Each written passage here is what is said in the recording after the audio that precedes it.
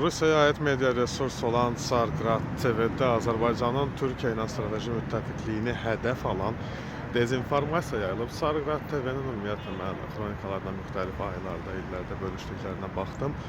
Orada Cənubi Qafqazdakı yeni reallıqlara qısqanclıq zəminində çox material, şərhlər, belə deyim də, siyasi ehtimallar və s. və ilə axırlar paylaşılır. Bunun da səbəbi aydın məsələdir. 1813-28-ci illərdə Gülüstan və Türkmençay müqavilələrindən sonra, yəni Azərbaycanın əfşarlarla Çar Rusiyası arasında bölüşdürülməsindən sonra, belə deyim, Türkiyə o vaxt heç Türkiyədə deyildi, Osmanlı idi. Türkiyə Cənubi Qafqaz regionuna qayıtdı.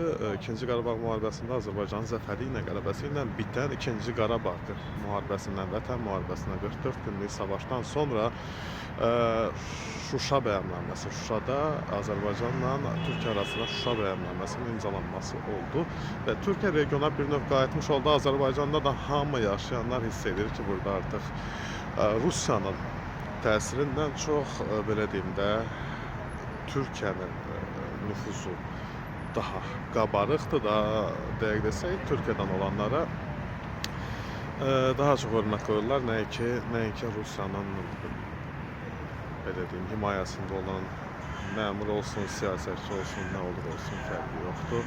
Və yaxud da həmişə deyildi ki, 5-ci kolonun üzvləri olsun, nə olsun, artıq onlar yavaş-yavaş tarixin arxivinə qovuşmaq üzrədir.